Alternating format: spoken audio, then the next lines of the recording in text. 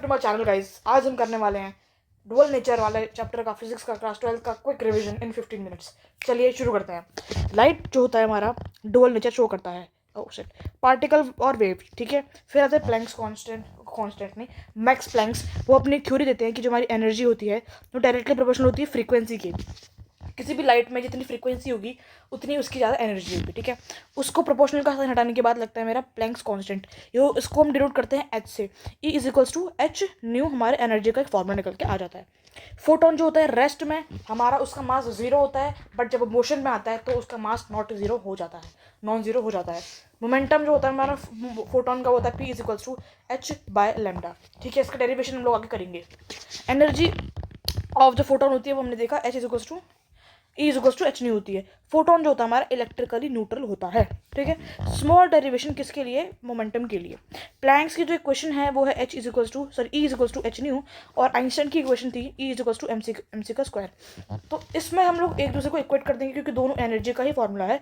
इनको इक्वेट करने के बाद मेरे को मिल जाएगा मोमेंटम का फॉर्मूला, क्योंकि स्पीड ऑफ लाइट होती है ये होता है एम, और वी जो होता है वो मोमेंटम होता है। फिर आता है मेरा टाइप ऑफ एमिशन। एमिशन मतलब कि इलेक्ट्रॉन को इजेक्ट करना फ्रॉम किसी भी चीज़ से। तो वो होते हैं 4 प्रकार के। Thermo ionic emission, field emission, secondary emission, ठीक है। और होता है मेरा photo electric emission. Thermo emission में हम लोग हीट प्रोवाइड करते हैं किसी मेटल प्लेट में, किसी भी चीज़ में, और इलेक्ट्रॉन इजेक्ट करवाते हैं। फील्ड में क्या होता है, हम लोग electric field strong electric field से हम लोग इलेक्ट्रॉन इजेक्ट करवाते हैं। सेकेंडरी में क्या होता है, सेकेंडरी एमिशन में हम लोग इलेक्ट्रॉन की हेल्प से इलेक्ट्रॉन इजेक्ट करवाते हैं। फोटो इलेक्ट्रिक में क्या होता है, हम लोग लाइट या फिर एनर्जी की हेल्प से हम लोग इलेक्ट्रॉन एमिट करवाते हैं। ओके, अगला टॉपिक आता है वर्क फंक्शन। वर्क फंक्शन क्या होता है? Minimum energy required to eject electron from any surface, ठीक है। वो होता है डब्ल्यू नॉट से रिकॉग्नाइज। इंसिडेंट जो फोटोन की एनर्जी होती है वो हमेशा ज़्यादा होनी चाहिए वर्क फंक्शन में से, तभी जाके मेरा इलेक्ट्रॉन मेरा एमिट कर पाएगा। फिर आता है थ्रेशोल्ड फ्रीक्वेंसी। थ्रेशोल्ड फ्रीक्वेंसी होती है minimum frequency required to eject electron. Electron को इजेक्ट करने के लिए हमें जो मिनिमम फ्रीक्वेंसी चाहिए लाइट में, एनर्जी में, वो होनी चाहिए वो होनी चाहिए थ्रेशोल्ड फ्रीक्वेंसी के बराबर। इसका फॉर्मूला आता है W naught is equals to H V naught, मतलब फ्रीक्वेंसी का नॉट, ठीक है। यहाँ पे डब्ल्यू नॉट है मेरा वर्क फंक्शन, मिनिमम एनर्जी, ये होता है मेरा मिनिमम फ्रीक्वेंसी। फिर और हमेशा याद रखेंगे कि जो मेरा इंसिडेंट फ्रीक्वेंसी होती है, इंसिडेंट फ्रीक्वेंसी ज़्यादा होनी चाहिए थ्रेशोल्ड फ्रीक्वेंसी से, तब जाके मेरा इलेक्ट्रॉन इजेक्ट करेगा। फिर आता है थ्रेशोल्ड वेवलेंथ। ये भी वही है, बट इसका एक बात अलग है कि इसमें मैक्सिमम वेवलेंथ चाहिए होता है। Maximum wavelength is required to eject electron. Maximum wavelength is required to eject electron from surface. अब इसका फॉर्मूला होता है W naught is equals to H, ये होता है, ये हो जाएगा W naught is equals to H lambda, C by lambda हो जाता है, सी बाय लेमडा हो जाता है। और यहाँ पर उल्टा होता है, जैसे कि उसमें मैं और केसेस में मेरा था मिनिमम था, इसमें क्या होता है, इसमें मैक्सिमम होता है। तो इसमें रेशियो ये था कि इंसिडेंट ज़्यादा होगा थ्रेशोल्ड से, बट इसमें होता है थ्रेशोल्ड ज़्यादा इंसिडेंट से, वेवलेंथ से। फिर कुछ RDX calculation, H E is equals to H nu, जो कि हमारा एच न्यू नहीं, sorry, we C by lambda, ये कांस्टेंट है और ये भी कांस्टेंट है, ये दोनों ऊपर की चीज़ कांस्टेंट होंगे। तो इसमें हम लोग 1 2 3 7 5 ले लीजिए, जब एंगस्ट्रॉम में होंगे, इलेक्ट्रॉन वोल्ट और एंगस्ट्रॉम में। तो जो है आप जो है, ठीक है, तो यहाँ पे मेरी एनर्जी मैंने क्या बोला, ये हो जाएगी 1 2 3 7 5 और 1 2 4 0 0, जब ये इलेक्ट्रॉन वोल्ट और एंगस्ट्रॉम में होगा। बट जब ये जूल में आएगा, जूल पर मीटर में आएगा, तो आपको इनकी वैल्यू प्रॉपर लिखनी पड़ेगी। प्लैंक्स कांस्टेंट की वैल्यू होती है 6.6 into 10 to the power minus का 34, और मेरा लाइट की स्पीड होती है 3 into 10 to the power 8। Okay, तो ठीक है, और ये जूल में ऐसे आएगी, इसमें ये आएगी 6.6 into 10 to the power minus 34, याद रखना है वैल्यू को, ठीक है। इलेक्ट्रॉन वोल्ट एंगस्ट्रॉम में ये आएगी, इलेक्ट्रॉन वोल्ट बाय नैनोमीटर में आएगी, ये एक जीरो हट जाएगा एंगस्ट्रॉम में से, ठीक है। ये ऊपर की एनर्जी की वैल्यू तो सेम रहने वाली, पोटेंशियल की वैल्यू इलेक्ट्रॉन वोल्ट की रहने वाली है। 1 इलेक्ट्रॉन वोल्ट होती है 1.6 into 10 to the power minus 19 का जूल। जैसे कि इन चीज़ों की वैल्यू को आप याद रखना है, जैसे कि प्लैंक्स कांस्टेंट हो गया, 1 इलेक्ट्रॉन वोल्ट कितने के बराबर होता है, ठीक है। और सॉरी, और आपके न्यूक्लियर एटम में से जब वो मेगा इलेक्ट्रॉन वोल्ट आएगी, उसकी वैल्यू आपको पता होनी चाहिए, जूल में कितना आता है, सब ये सब की वैल्यू आपको पता होनी चाहिए, ठीक है। फिर आता है intensity of light. Intensity of light is proportional to number of photon emitted per second. Intensity क्या होता है, कितनी नंबर ऑफ फोटोन आ रही हैं पर सेकेंड। मतलब कि नंबर ऑफ फोटोन पर सेकेंड, मतलब कि एक सेकेंड में कितनी नंबर ऑफ फोटोन हमारे पास हो रही हैं उसको हम बोलेंगे इंटेंसिटी। तो आप इसको सिंपली लिख सकते हैं energy by A into T, ये हो जाएगा पावर बाय एरिया। ठीक है, power by area, intensity is equals to power by area, watt per metre square. ठीक है, क्या बोलेंगे इंटेंसिटी का formula power by area, power by area. ठीक है इसके बाद आते हैं मेरे कुछ इंपॉर्टेंट एक्सपेरिमेंट बोलो, ऑब्जर्वेशन बोलो, जो भी आप बोल सकते हैं बोलो। हॉलवर्श एंड लेनार्ड ऑब्जर्वेशन। इसमें क्या होता है, हॉलवर्श साहब ने और लेनार्ड ने क्या किया था, एक ये ट्यूब लिया था जिसके अंदर उन्होंने एक एक्सपेरिमेंट परफॉर्म किया था। उसमें क्या किया था, एक थी एमिटर प्लेट, एक थी कलेक्टर प्लेट। यहाँ से लाइट फेंकी जा रही थी, यहाँ से जब लाइट जाती थी कलेक्टर प्लेट में, यहाँ से वो टकराकर बेसिकली हम फोटोन से इलेक्ट्रॉन इजेक्ट करवाने वाले हैं। जो हमारा फोटो इलेक्ट्रिक एमिशन था वो यहाँ पे परफॉर्म हो रहा है। तो ऐसे मेरा इलेक्ट्रॉन निकल के आएगा कलेक्टर प्लेट में, emitter, this is my emitter plate, यहाँ से एमिट करेगा इलेक्ट्रॉन। यहाँ है मेरा कलेक्टर प्लेट, ये प्लेट इसके इलेक्ट्रॉन कलेक्ट करेगा, ये पॉजिटिव चार्ज का होता है, ये नेगेटिव चार्ज का होता है। ऑलराइट, यहाँ से इलेक्ट्रॉन जाएगा यहाँ से इलेक्ट्रॉन जाएगा और मेरा सर्किट पूरा हो जाएगा। ठीक है, पहले में ये था, इसका सिंपली ग्राफ बनता है करंट और इंटेंसिटी का। कभी भी आपसे कोई पूछे कि करंट और इंटेंसिटी का ग्राफ कैसा होता है तो स्ट्रेट लाइन होता है, आपको दिमाग में रखना है, keep in your mind, point is that. ठीक है, करंट बढ़ेगा तो इंटेंसिटी, मतलब कि इंटेंसिटी बढ़ेगी तो करंट, कैसे रिलेशन है इसका, ऐसे है देखो, इंटेंसिटी से मेरा नंबर ऑफ इलेक्ट्रॉन्स है ना, number of photon, basically photon passing through पर सेकंड, मतलब पर सेकंड कितना निकल रहा है। तो जितने नंबर ऑफ फोटोन होंगे उतनी ज़्यादा इलेक्ट्रॉन एमिट करेंगे, मतलब कि निकल के आएंगे। ठीक है, और जितने ज़्यादा इलेक्ट्रॉन होंगे उतने ज़्यादा करंट मेरा पास होगा। ये आप रिलेशन यहाँ पे देख सकते हैं। सही है, हॉलवर्श एंड लेनार्ड ऑब्जर्वेशन दूसरा निकालते हैं, जिसमें क्या होगा, मेरा ये जो है ना, ये नहीं नेगेटिव था, ये पॉजिटिव था, अब टर्मिनल इन्हें चेंज कर दिया, बेसिकली ये प्लस हो गया और ये माइनस हो गया है। अब क्या होगा, यहाँ से जो मेरा फोटोन आएगा, यहाँ से जो फोटोन आएगा भाई साहब, इसमें होगा ये इस तरफ भी हमने पोटेंशियल चेंज करे हैं क्या, जी हमने यहाँ पे भी पोटेंशियल जीरो कर दिया है। इसमें होगा ये कि, तो इसमें होता ये है कि इलेक्ट्रॉन जो मेरा यहाँ से आ रहा है, ये नेगेटिव नेगेटिव चार्ज है, तो यहाँ पे रिपल्शन होगा तो इधर जाएगा, इन दोनों के बीच में कोई कनेक्शन नहीं बन पाएगा, जिस वजह से मेरा करंट फ्लो नहीं कर पाएगा। यहीं पे एक टर्म आती है स्टॉपिंग पोटेंशियल। ये देखना, जब आप इधर से आएंगे तो आपको वोल्टेज पॉजिटिव मिलेगा, बीच में जीरो मिलेगा, क्योंकि जीरो क्यों मिल रहा है। अच्छा, एक बात मैं तुमको बताऊं कि अगर मैं यहाँ पे वोल्टेज जीरो भी कर दूं, देखो अगर मैं वोल्टेज जीरो, यहाँ पे भी लिखा होगा ना चीज़, यहाँ पे क्यों नहीं लिखी है, मतलब मेरे को एक चीज़ समझानी है कि यहाँ पे बैटरी से करंट फ्लो नहीं हो रहा है, उससे भी हो रहा है बेसिकली, बट अगर मैं यहाँ पे वोल्टेज जीरो कर दूँ, मतलब डिफरेंस यहाँ पे जीरो कर दूँ पोटेंशियल का, मतलब बैटरी हटा दूँ, तो भी इसमें करंट फ्लो करेगा, क्योंकि इलेक्ट्रॉन तो इसकी वजह से ट्रांसफर हो रहे हैं ना, कोई बैटरी थोड़ी ना इलेक्ट्रॉन ट्रांसफर करवा रही है। यहाँ पे इलेक्ट्रॉन का ट्रांसफर किसकी वजह से हो रहा है, इस एक्सपेरिमेंट की वजह से हो रहा है। यहाँ से इलेक्ट्रॉन आ रहे हैं और यू सर्किट मेरा प्रॉपर हो रहा है, यहाँ से इलेक्ट्रॉन निकल रहे हैं, ये अट्रैक्ट कर रहा है, यहाँ प्लस होगा तो ये अट्रैक्ट करेगा, ये इसका सर्किट पूरा हो रहा है। और ऐसे में मेरा पोटेंशियल नेगेटिव हो जाता है इस सीन में, क्योंकि यहाँ पे इलेक्ट्रॉन मेरा आ ही नहीं रहा है। और पोटेंशियल जब मेरा पॉजिटिव होगा तब भी मेरे को वैल्यू मिलेगी, नेगेटिव होगा तब भी मेरे को वैल्यू मिलेगी, और ऐसे भी मेरे को वैल्यू मिलेगी।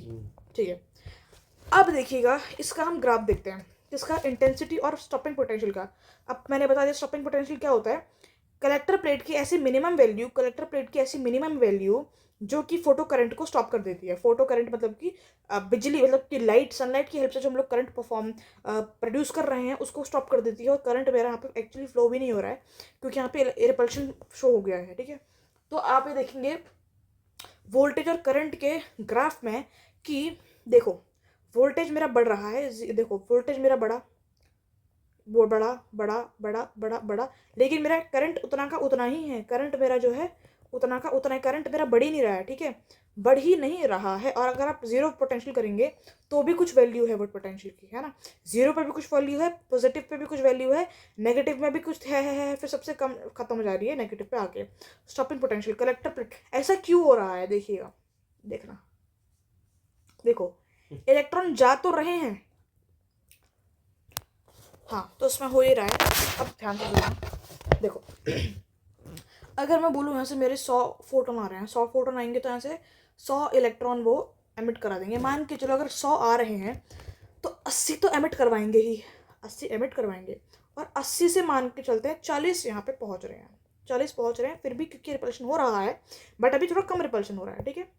40 मेरे फिर भी पहुँच रहे हैं, बट मैं अगर मैं कलेक्टर प्लेट को और नेगेटिव कर दूँ तो मेरे जो 40 आ रहे थे वो 20 हो जाएंगे, फिर मैं और नेगेटिव कर लूँ फिर 10 हो जाएंगे, और नेगेटिव कर लूँ फिर 5 हो जाएंगे, फिर और नेगेटिव कर लूँ तो 0।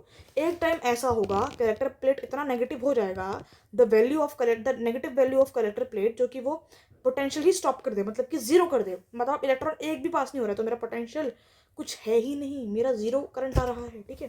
तो वही इसी की बात यहाँ पे बात चल रही है, ठीक है। तो अगर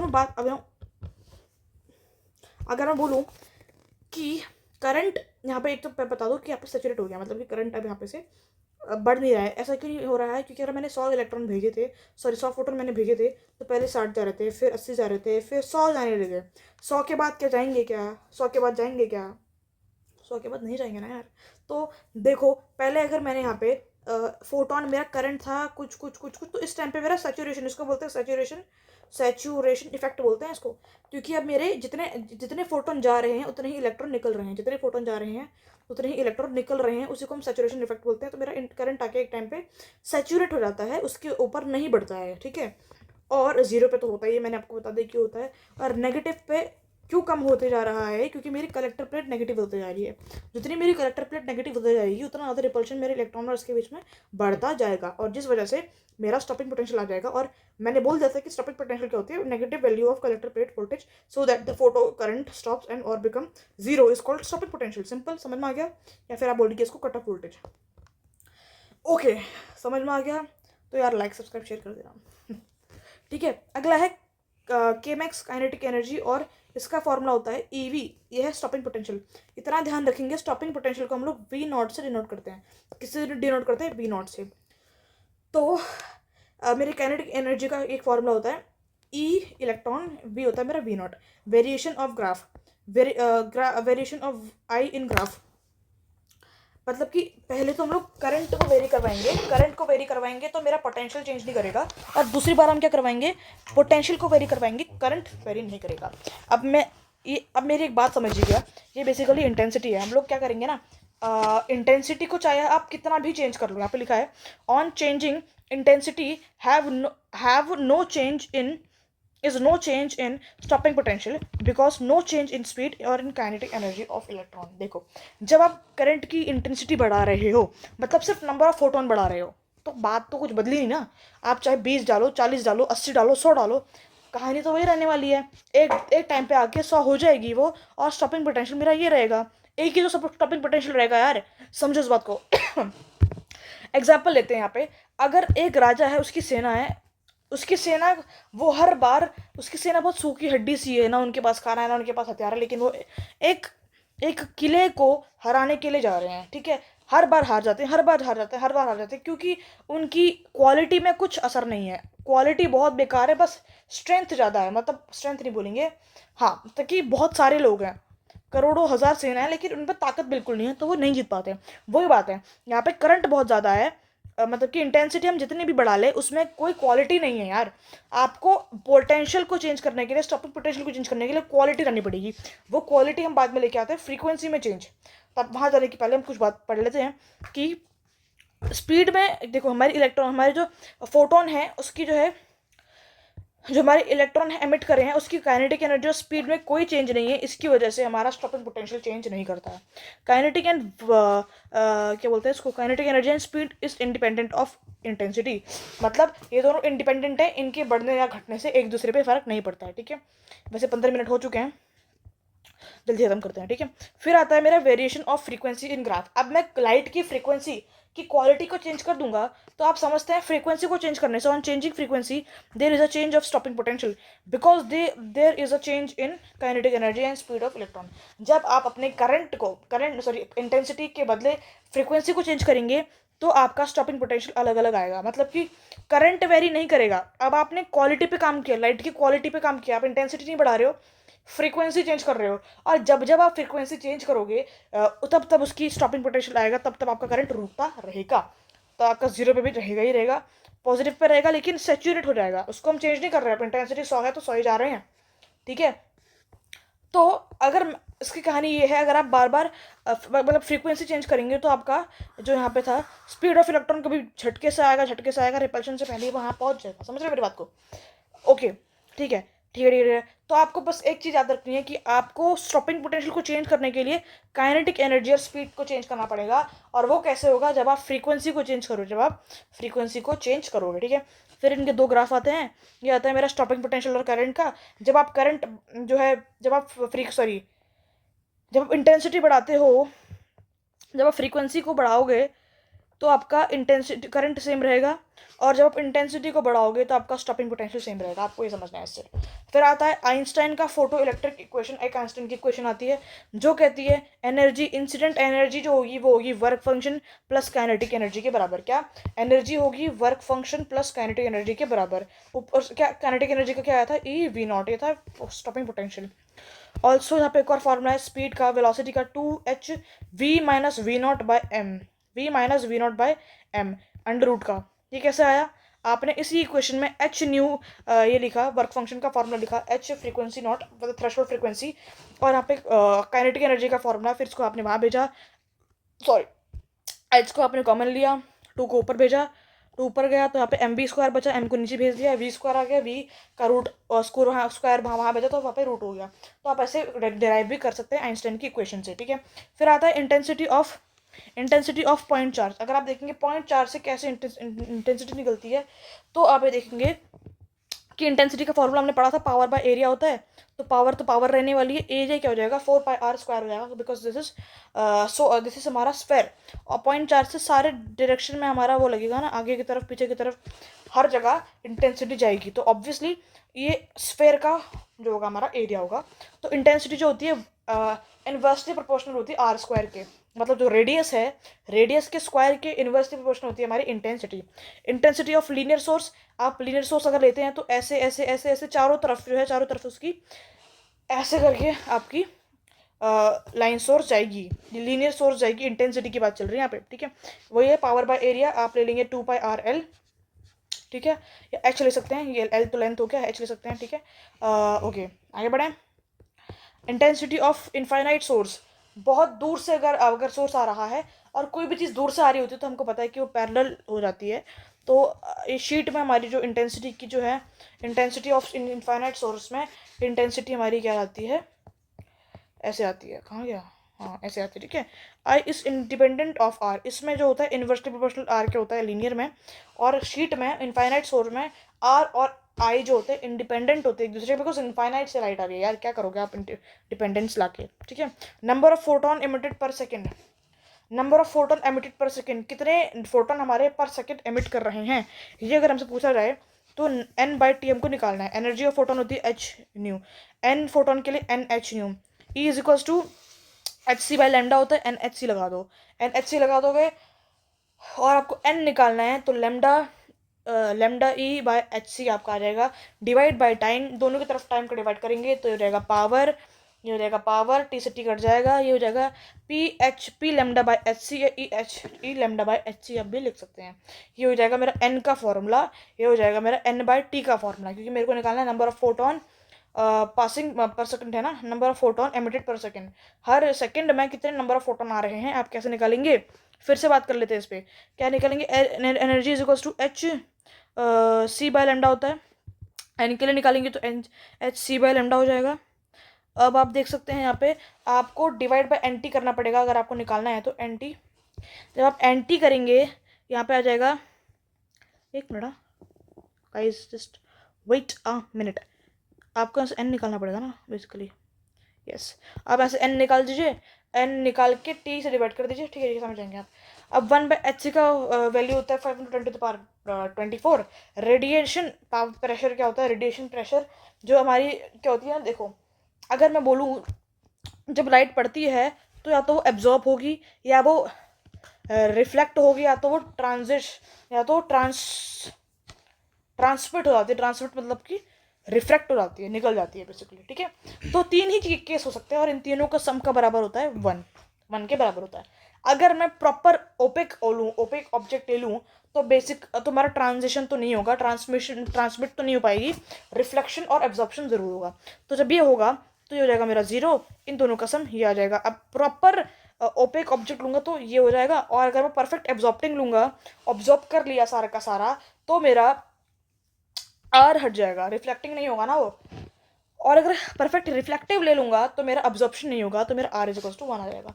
फिर आता है वेव नेचर ऑफ मैटर। देखो हमारा जो होता है वो वेव की तरह भी चलता है, जो मैंने बोला लाइट जो होती है वो वेव के फॉर्म में भी होती है, बिकॉज अभी हमने पढ़ा कि वो वेव भी होती है और वो पार्टिकल भी शो करती है। तो de Broglie said that electron is a wave, electron हमारा वेव होता है। मोमेंटम का फॉर्मूला था P is equals to h by lambda, lambda निकल जाएगा h बाय p।